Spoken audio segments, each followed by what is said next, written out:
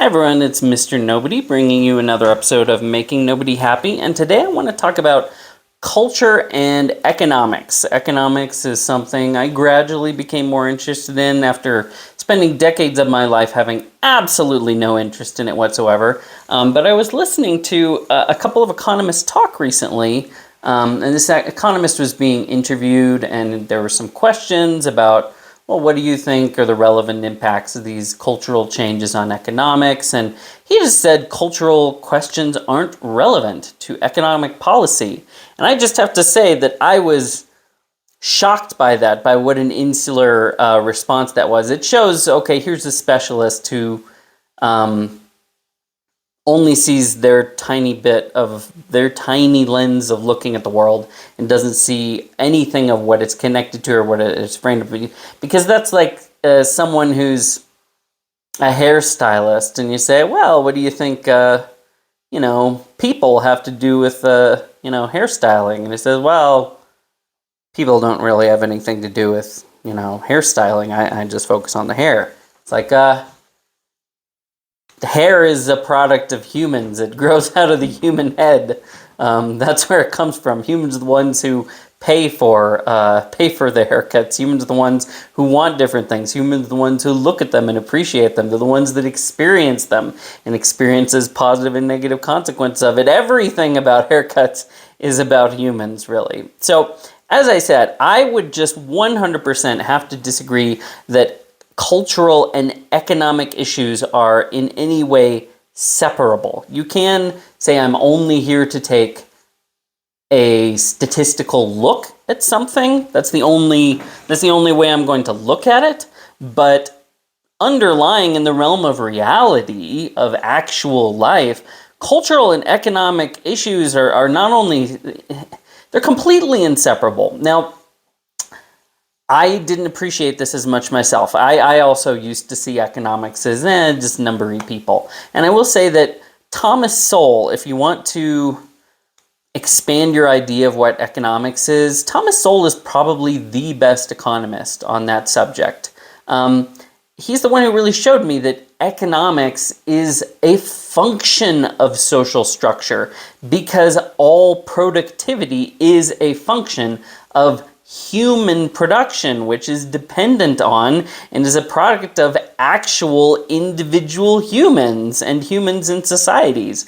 Cultural and social issues and values, positive and negative, are the things that are expressed in economics. It's what economics is actually tracking. It's not just tracking money or numbers. All of these things are representative. It's tracking underlying things, and the underlying things that it is actually tracking is people, values. Like I said, positive and negative ones. I always avoided economics as a field of study until I read Sowell, because I thought it was all just about money and mechanics and ledgers and numbers. But he really showed me it is actually all about people. All of those abstractions cover up the fact that at root, economics is about value. And that is a fundamentally human category. It is an expression, it is a measurement of meaning emerging out of human hopes, human desires, needs, fears, strengths, weaknesses, plans. Economics, at its deepest heart, isn't about numbers, it's about people. Now, just taking off from that, if you have children and you observe, this is an example of the human element affecting the way things act. If you have children and you observe the differences in their behavior between environments, you will notice radical differences between how they act around their family, in their home, and how they act in every other environment. Now, attitudes and behaviors are not at all uniform across life. They have a really strong contextual element. Your kids will do and say things to you and to their siblings that they would never attempt anywhere except in the security of their own home. So why do they do that? One reason is we all behave very differently towards a thing if we perceive it as something we can take for granted, if we assume it as part of the fundamental structure of being. Now,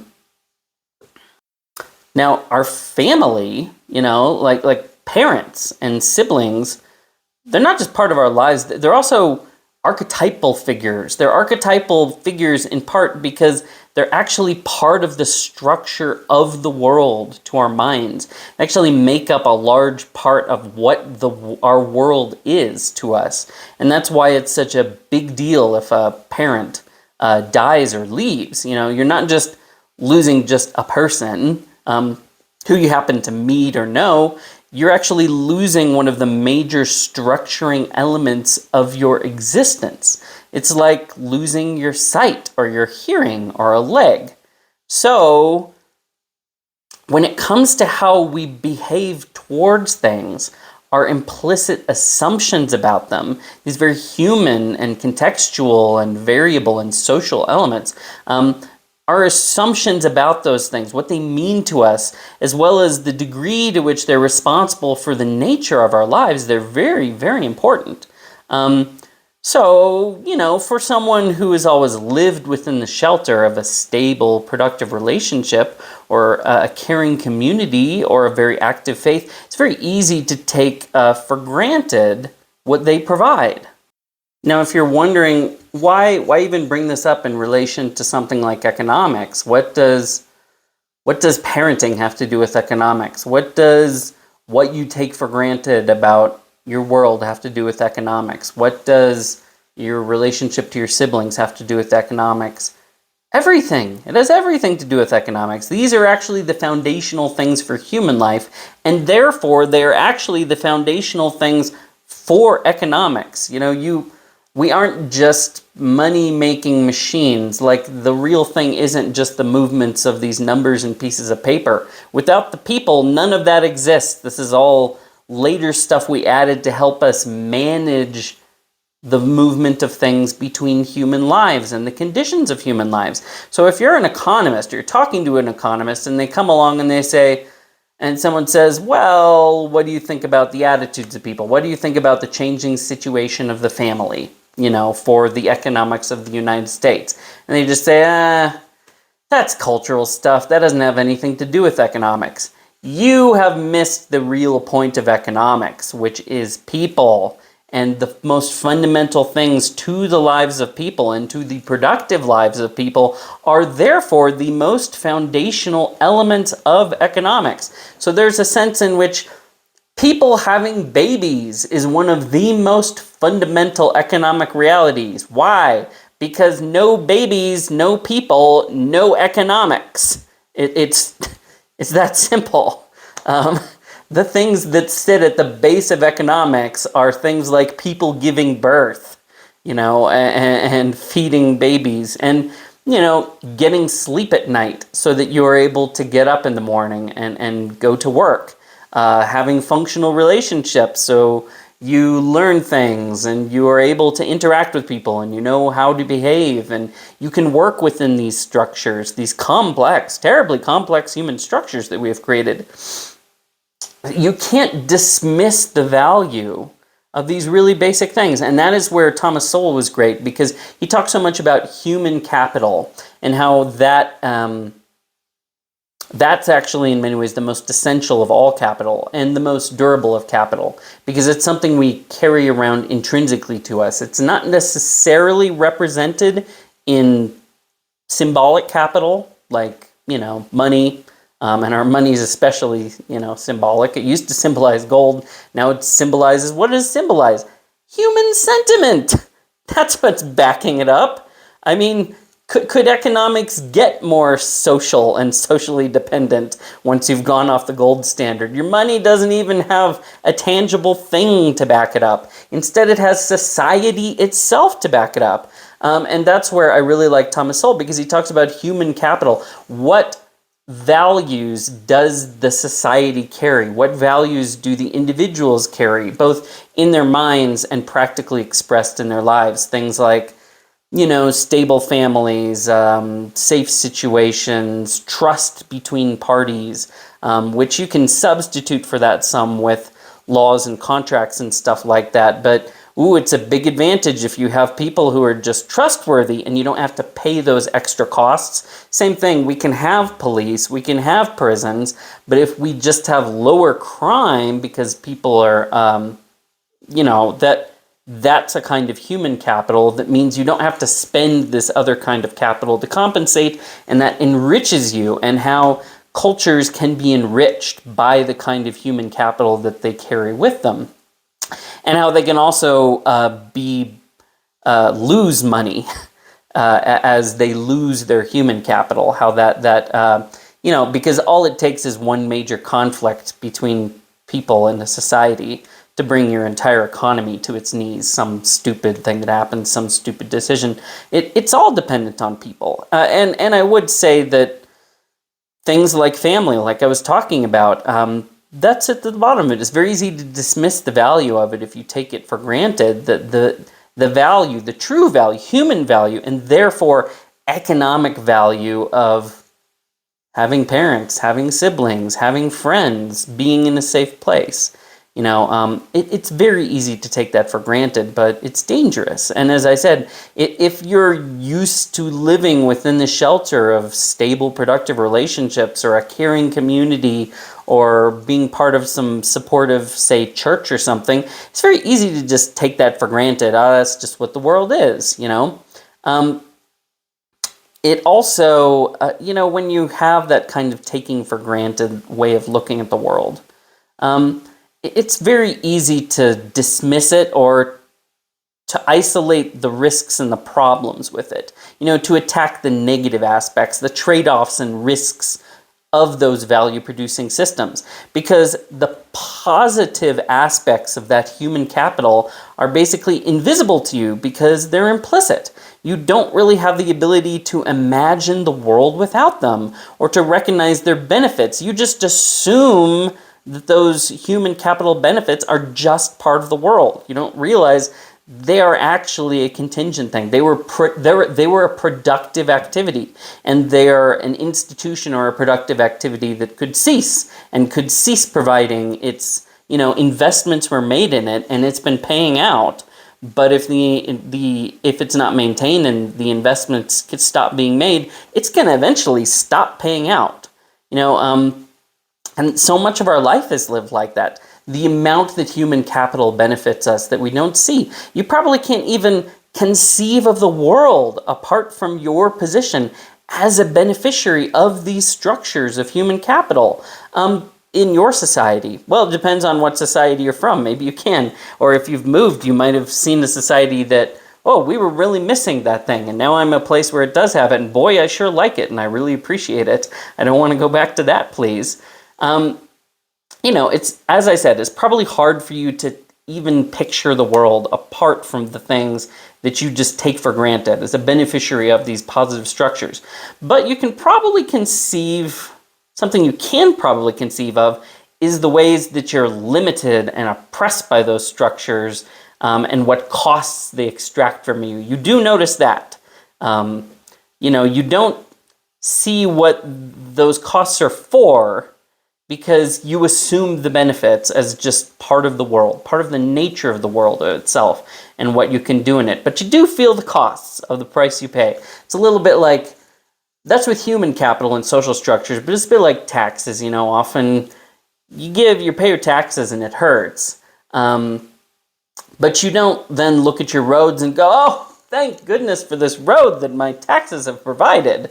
You're just like, yeah, there's roads. There's supposed to be roads. They have to build roads. Roads are meant to be here, and it's the government's job to build roads.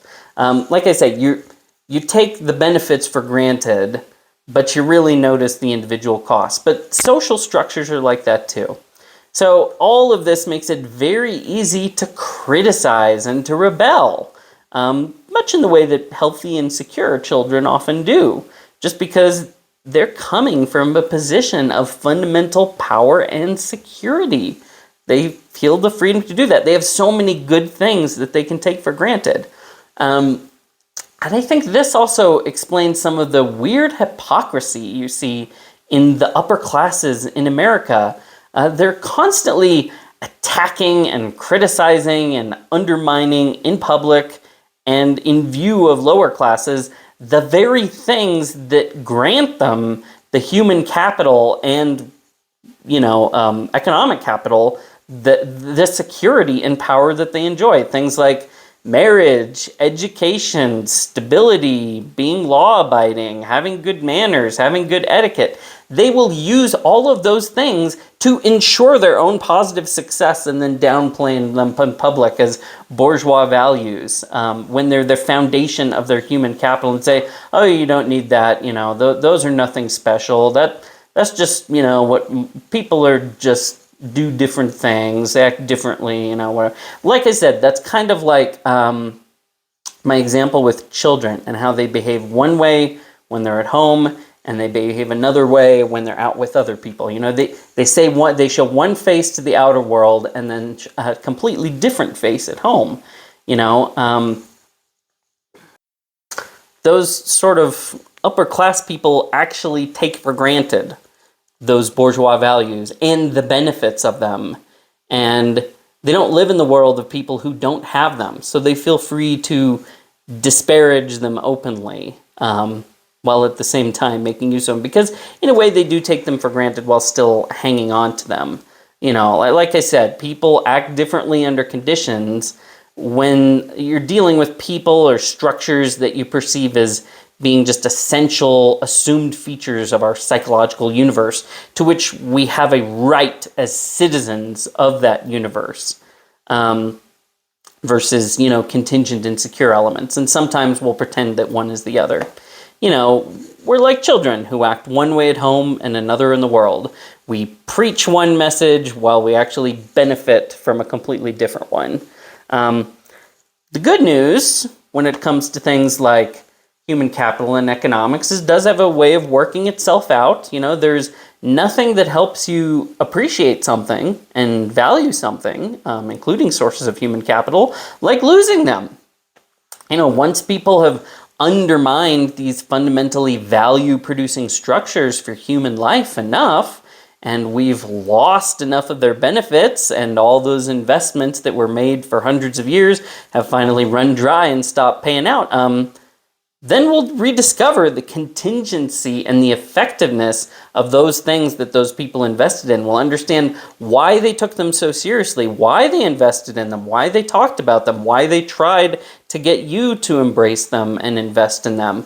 Once you've lost them and you don't have them anymore. Once people have helped to thoroughly dismantle marriage as an abusive condition, they'll rediscover why people developed it in the first place and what problems it was trying to manage, because they will lose all of those benefits, and the problems that it was keeping in check will suddenly come crashing in on them, and they'll say, maybe I do see why people invested in this. And as I said, the invisible benefits will no longer be able to be taken for granted. And the costs that were being paid as the price of investment, which were visible, will then be able to be actively counted against something that you no longer just take for granted as part of the world. So, sorry that wandered around a lot talking about economics and human life. The funny thing is, I really believe economics can be a real window into human life and understanding human behavior. And learning about it has expanded my understanding of the world and of people, and it is worth learning just a little bit about it, at least, if you can find some time. Like I said, Thomas Sowell, probably one of the most approachable people.